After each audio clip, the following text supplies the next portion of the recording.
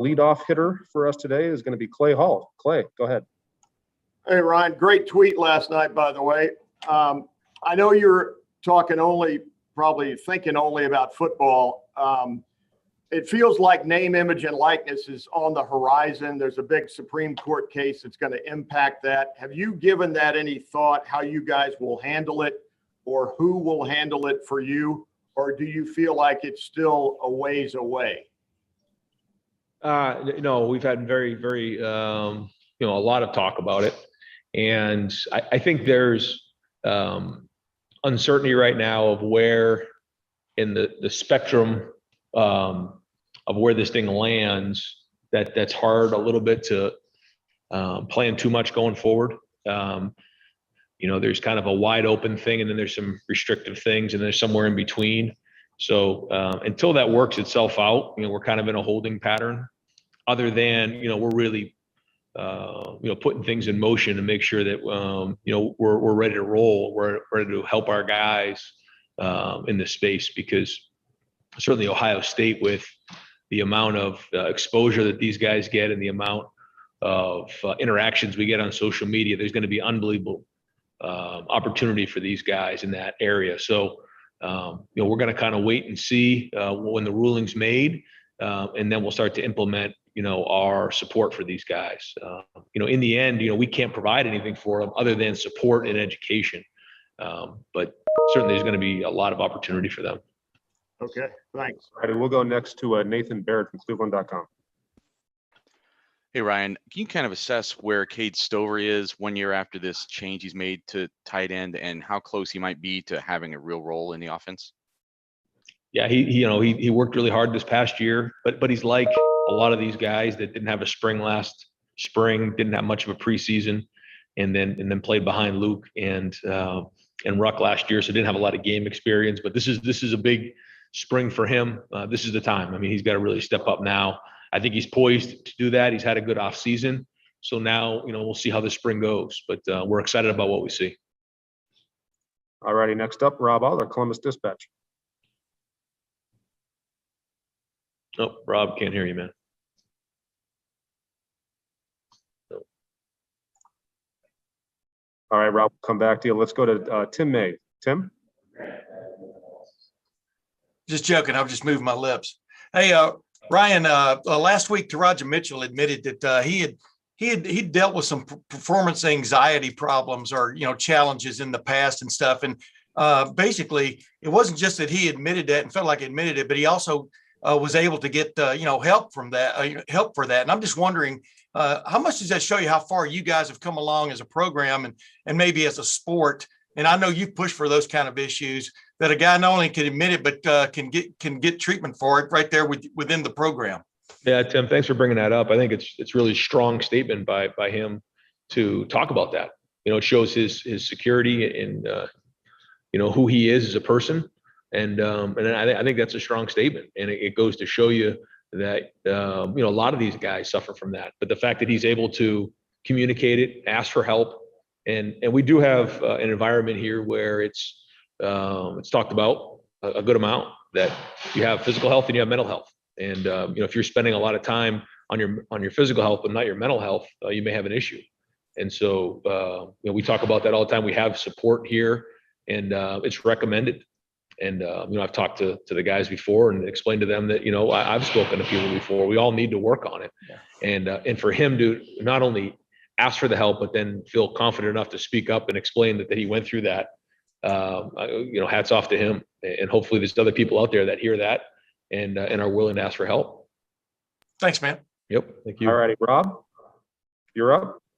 Can you hear me this time? Got you, brother. All right, great. It's a whole new ball game, Ryan, with quarterbacks. Can you just run us through some of the key differences and challenges between having a new guy that's never thrown a pass in a game and, say, a Justin Fields returning? From your standpoint, how do you handle that? What do you do with these guys? Yeah, I mean, the first thing is there's just not game experience. There's not a lot of practice experience. There's not a lot of snaps. And because of that, it's like when you ride a bike, you don't just jump on a bike and start riding, you fall down some. And so there's going to be growing pains along the way. And you just have to be willing to work through those. Justin had his, Dwayne had his, Joe had his, JT had his. I mean, every quarterback has their things that they work through. What you like is for them to learn through a couple of years in the program.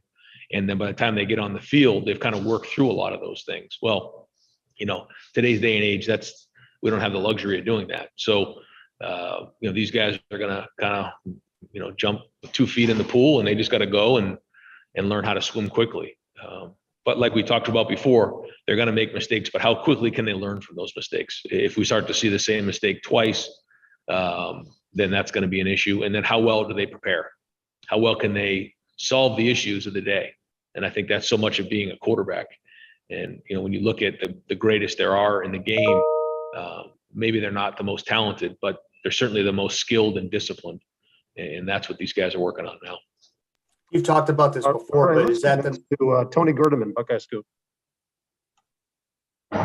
Ryan, going off a little bit of what Rob's talking about, with Kyle McCord, knowing how important those game reps are and you guys not having those, are there fewer roadblocks for him to win this job than in a standard year? And how have you seen him perform so far since he's been at Ohio? I mean, it's still early, still learning the offense, and we're still installing and all that. But I mean, there's no incumbent starter, so the competition's open, and guys are competing every day. And I think the thing for those guys is the other way to look at this thing is you can't win the job in one day. You can't win the job in one throw either. You have to just build over time, and that's important to understand, because I think it's easy when you're young to try to force the action and try to win the job, and that doesn't come that way. It comes over time with just a body of work, and that body of work's being built.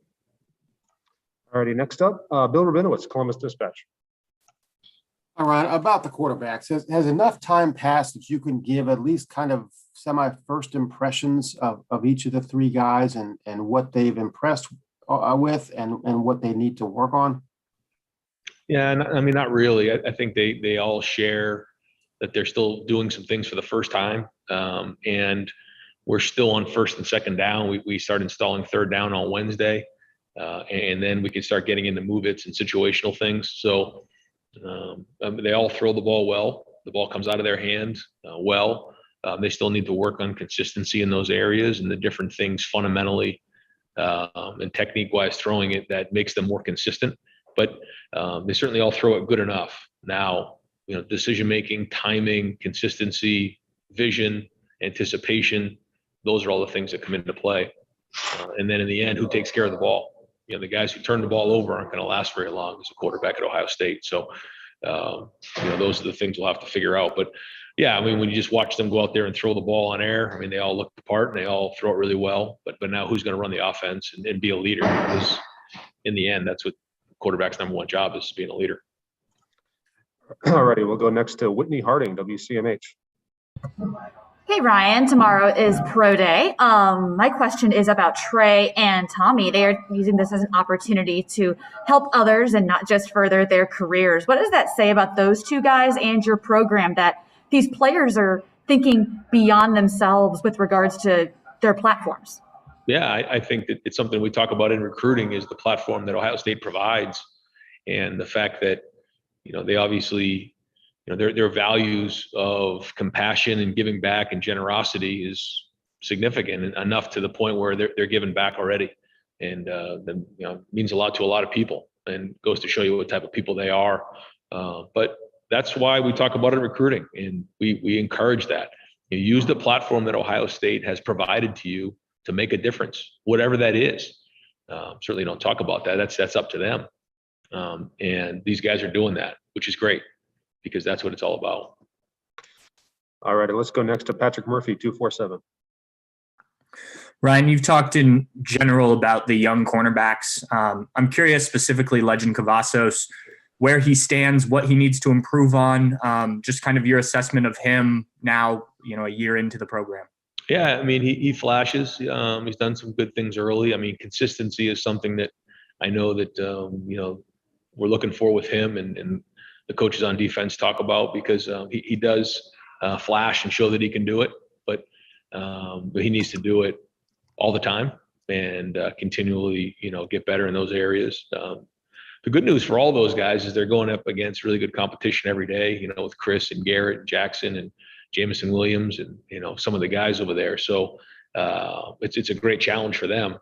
But it can't just be, one or two plays. It's got to be consistency. And as you know, when we start playing against some really good players in our league, and we got to bring it every time, and we're going to continually get challenged out there. So cornerback is a unique position. You have to bring it every play, and you have to have a short memory, and so those guys are all competing at it, and they're growing, they're getting better, they're given good days work every day. So as long as they keep stacking those days, they're going to continue to get better. All righty, next up, Bill Landis from The Athletic. Hey, Ryan, I wanted to ask about Lathan Ransom. I guess two things. One, what do you recall about the end of his recruitment and some of the uncertainty there with Jeff leaving and some of the challenges that presented? And then two, what did he do last year to get on the field as a true freshman in a season where guys didn't have, as you've said several times, like the normal buildup that you'd like the freshmen to have? Yeah, I mean, he really came on for us and played well, especially in the semifinal game against Clemson. Really competed. He showed that he could do that in practice. And so because of that, he had an opportunity to do it. It was hard this year, like you said, because we just didn't have a lot of those games where we could throw some of those guys in there and find out. So when he was in the game, he hadn't done a whole bunch leading up to the end of the year. So to see him play like that was very encouraging. And the recruiting part of the process, he never really wavered.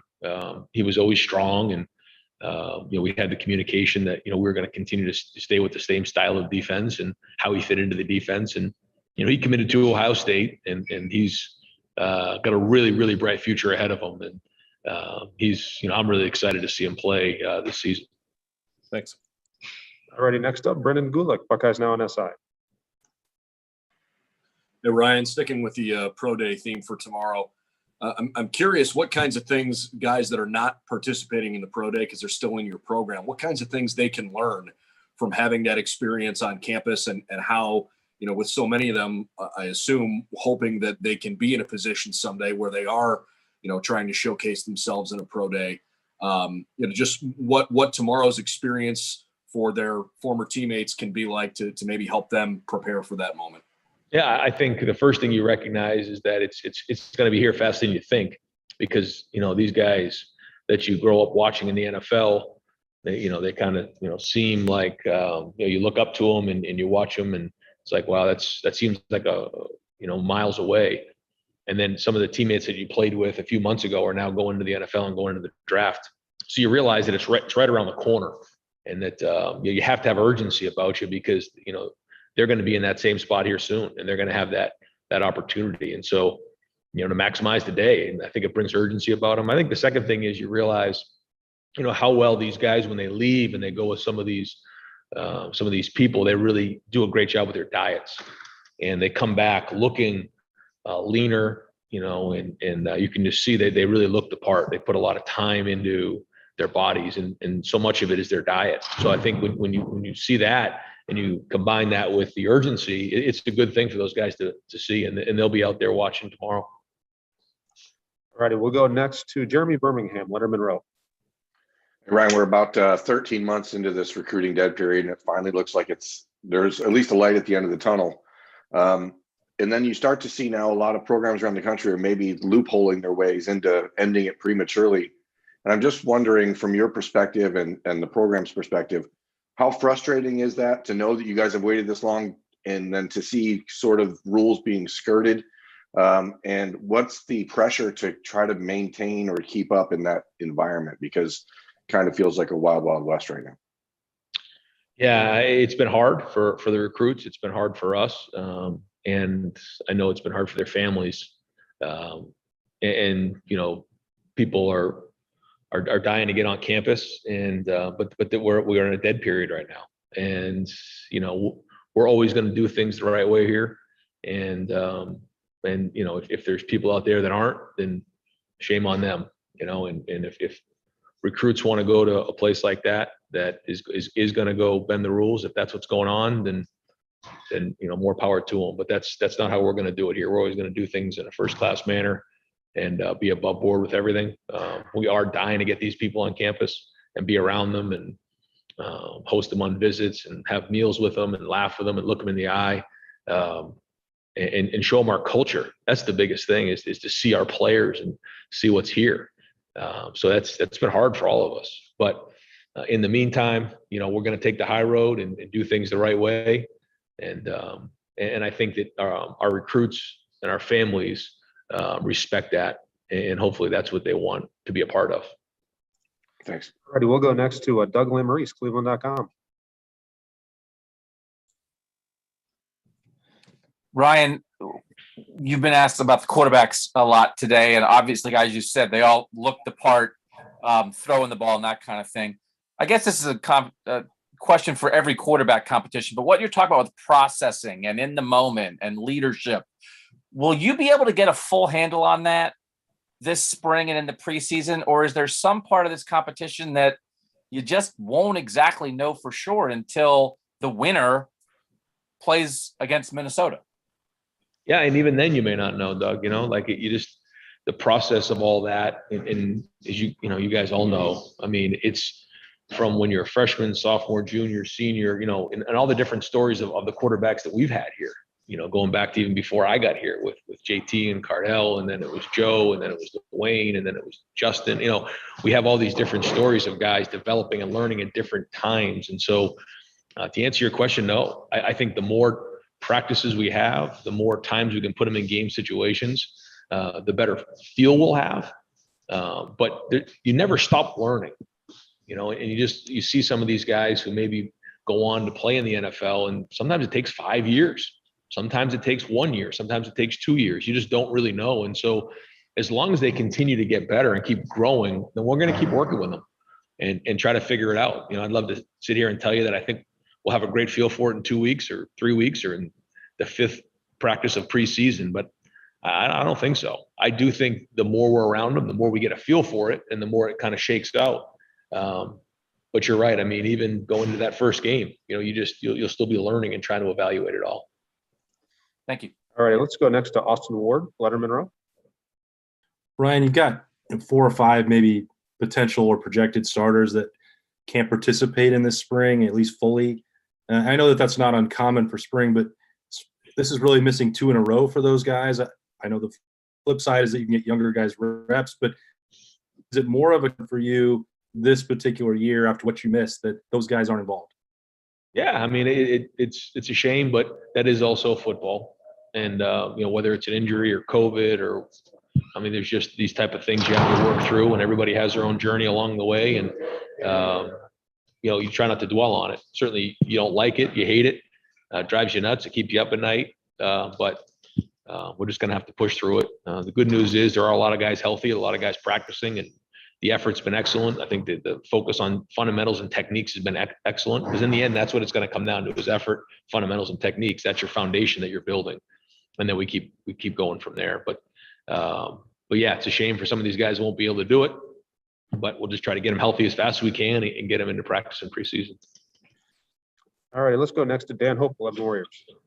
Hey, Ryan, if you have NFL coaches, scouts coming up to you tomorrow asking you, why they should draft Justin Fields, what are the biggest things you're going to tell them? Well, the first thing is, I think when you look at the way he competes on the field, that speaks for itself. Not only his ability to throw the ball, but his size, ability to make plays. He's a winner. He's tough, really smart. And, he picks things up really quickly. So, whatever they teach in terms of a scheme, he's going to pick that up very, very quickly. And he's very, very competitive. So when you combine the talent, the size, the arm strength, his competitiveness, his toughness, his intelligence, it kind of checks all the boxes. And if you were trying to design a quarterback, to me, Justin fits that prototype. Now, hasn't played 4 or 5 years of college football. So the good news is he's got a really, really high ceiling. And, whoever drafts him, if they have, a really good plan for him and continually developing him, then the sky's the limit for Justin Fields. And I don't think anyone can argue that. Whether he's, ready-made to be the number one pick in the draft, that's up to them. I mean, every team has to make their own decision.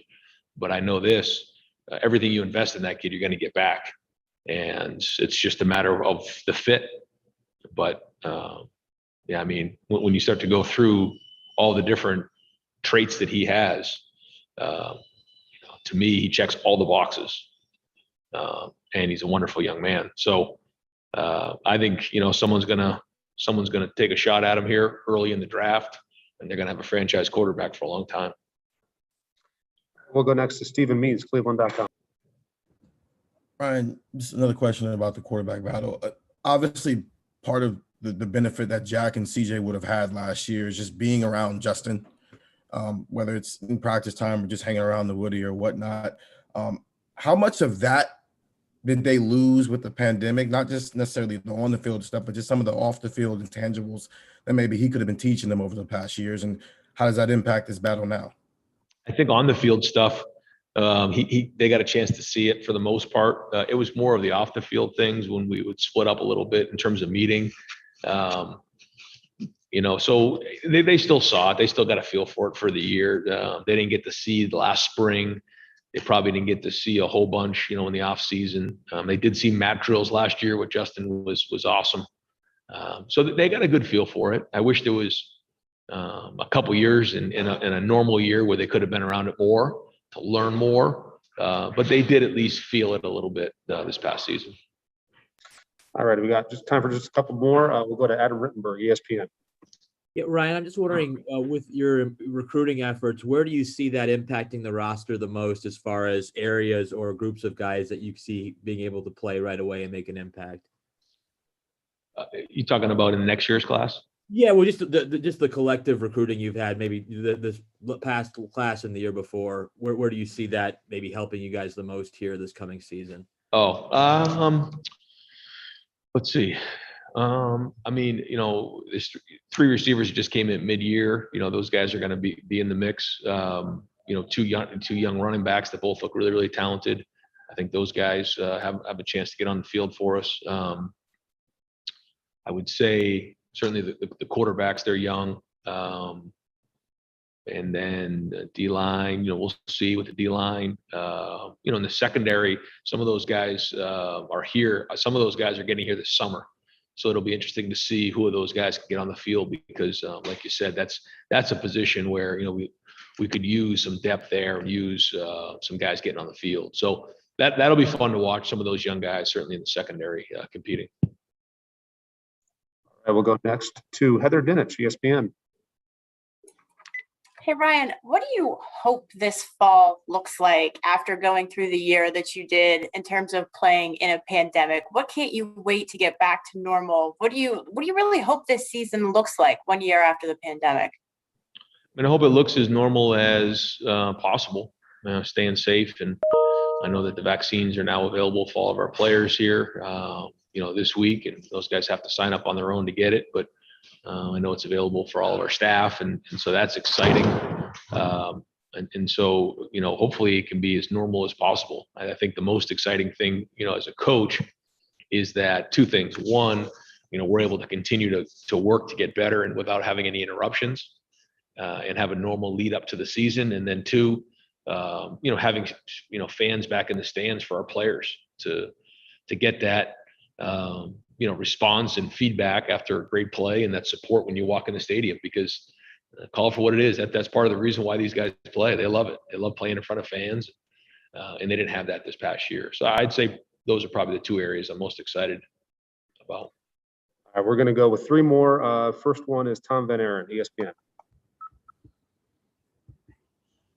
Hey, Ryan, to go back to the question about the dead period in recruiting, when that dead period is lifted, what do you see recruiting in person looking like for those first few months? Do you plan on testing recruits that visit? Are you going to have smaller visit groups? And then is there anything different that you guys might do to try to get caught up in evaluations? And how are you preparing for that? Well, we're waiting to see. There's really not much we can do preparation wise other than talk to the recruits and their families about coming to visits if it does open up here in June. I think there's going to be some restrictions on how many people we can have in. You're talking about a year and a half of people who haven't been on campus. That's really 2 classes that haven't been here. So they're going to be coming over the walls. And so we're just going to have to be smart about all of that. But for the 2022 class, you know, we're going to be able to do some official visits here, which is great, get them back on campus. We're going to wait to see what the university says about, you know, testing and that stuff when they come on campus. But there's also some talk about possibly having, you know, whether it's camps or even in-person evaluations here when they get here. So we're waiting to find out and get some direction on what to do. And then at that point, we'll kind of go from here. But it's kind of like hurry up and wait and you know, see what's going to happen here. But we have some contingency plans in place. Certainly talking to the families about getting them here because I know there's a lot of people that are excited to get on campus and get around the program.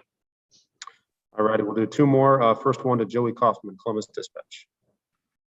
Ryan, have you given any thought to how the expansion of roster sizes this fall will kind of affect teams differently throughout the conference? Like some teams have projected to have 90+ guys on scholarship. More teams will have more returning production and experience versus other teams. Do you have any sense on how that might look or just kind of shape the season? Yeah, I mean, there's still restrictions on the travel squad and you know, how many guys can you actually play? So I think there's going to be some teams that, yeah, will probably have some more 4th and 5th year seniors, and that'll be significant. You know, for us, a lot of those guys, whether you say it's fortunate or not, I don't know. But, you know, they leave to go on to the NFL. They typically don't stay around for that 4th and 5th year. The good news is they're good players. The bad news is they're not here for that 4th and 5th year. And certainly the 4th and 5th year guys that are in our program, really, they bring the leadership and maturity that you need to make, you know, championship runs. And so you know, we try to, you know, really foster their leadership. And so the more of those guys we can have around, the better for us. So we certainly want those guys around, and you can't play all of them. You know, NFL rosters are, you know, right around 53, and then you know, have a few travel squad guys or practice squad guys, and then, you know, for us, we're at 85. So, you know, getting, you know, north of that to 90, you know, I don't think it's going to really make a difference in the end, other than the fact that there's going to be maybe some more 4th and 5th year guys on some rosters and some more veteran leadership, I would think. All righty, we'll wrap it up today with Steve Hellwagon, 247. Yeah, Coach, I'm curious about your center position. I know Harry Miller sounds like he's not practicing, and who's repping there? And when you build your offensive line, you have the 2 tackles back and Miller, but are you starting at center and building out from there, or are you looking for the best 5 guys, or what's the rationale? Kind of a 2-part question there. Yeah, we're looking for the best 5 guys. That's for sure. And whatever that looks like, you know, we'll try to make that work. We've done that in the past. Repping right now at center is Matt Jones, Luke Whippler, and Jacob James. But we can easily, you know, when Harry gets back, he can move into center. You know, we have some other guys taking snaps along the way that can do it as well. So we'll look for the top, you know, like you said, the best 5 guys, and then we'll try to make it work from there. And so far, you know, I got to give Matt credit. He's done a nice job in there. Done a really good job, you know, and it hasn't really done a whole bunch of that leading into the season. And then I think Luke's had a pretty good off season. He's gotten stronger, so that's been great. As another guy who really needs a spring. And then I got to give Jacob credit. Jacob really did a great job this off season, growing up and getting stronger. Still a long way to go for a lot of these guys, but steps in the right direction, and that's what spring ball is all about. Thank you. All righty, Coach. Thank you very much for your time. Appreciate it today. Sure. Thanks, guys.